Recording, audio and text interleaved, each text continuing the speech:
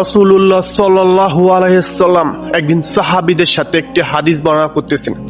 যারা এই হাদিসটি জানেন না, আল্লাহ সুবহানাহু ওয়া তাআলা প্রতিটি মুসলমান ভাই ও বোনদের কানে এই সুন্দরতম গুরুত্বপূর্ণ হাদিসটি আল্লাহ সুবহানাহু ওয়া তাআলা পৌঁছিয়ে দিক, আমিন।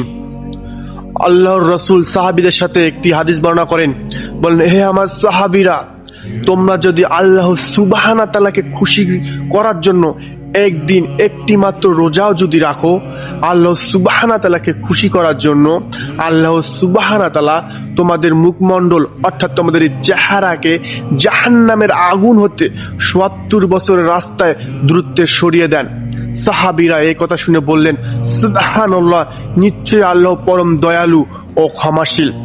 আল্লাহর রাসূল বলেন, তোমরা আল্লাহকে খুশি করার জন্য হলেও রোজা রাখবে, একটি হলেও। হে আমার ভাই, আজকে ১৭ তারিখ, কালকে ১৮ তারিখ, প্রথম তারাবি, ১৯ তারিখ আমাদের প্রথম রোজা। আমরা নিয়ত করব প্রতিটি রোজা আমরা আল্লাহ সুবহানাহু ওয়া তাআলাকে খুশি করার জন্য রাখবো। আল্লাহর রাসূল বলেন, হে আমার সাহাবীরা, যে রমজান মাস পেল ও রমজান মাস পেয়ে আল্লাহর বেশি থেকে বেশি ইবাদত বন্দি করতে পারলো না, নিজের গুনাহ হতে আল্লাহর কাছে ক্ষমা চাইতে পারলো না, বেশি নফল ইবাদত করতে পারলো না, আল্লাহর আনুগত্য ও আল্লাহর অতি নিকটে যেতে পারলো না, তার জীবন ধ্বংস হয়ে গেল। নাউজুবিল্লাহ, নাউজুবিল্লাহ।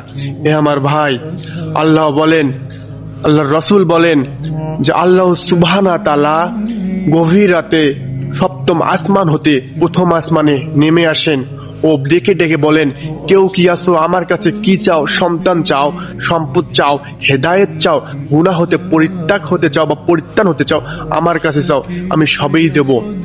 আমরা যখন রমজান মাসে সিহরি খাওয়ার জন্য উঠবো, তার কিছুক্ষণ আগে উঠে আমরা তাহাজ্জুদের নামাজ আদায় করব ও চোখে জল ফেলে আল্লাহ সুবহানাহু ওয়া তাআলার কাছে আমাদের গুনাহের জন্য ক্ষমা প্রার্থনা করব।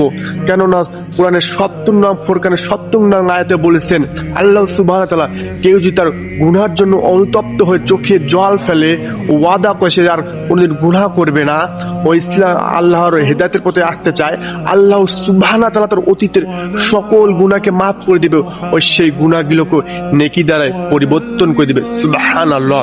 আল্লাহ রাসূল বলেন, তোমরা রমজান মাসে বেশি থেকে বেশি নফল ইবাদত করবে ও ইস্তেগফার পাঠ করবে, নিজের গুনাহের জন্য আল্লাহর কাছে ক্ষমা প্রার্থনা করবে। আমরা ফজর নামাজের শেষে ও এশার নামাজের তারাবি শেষে বেশি না হলেও 2টি করে আয়াত হলো আমরা কোরআন তেলাওয়াত করব ও আমাদের গুনাহের জন্য আল্লাহ সুবহানাহু ওয়া তাআলার কাছে ক্ষমা প্রার্থনা করব।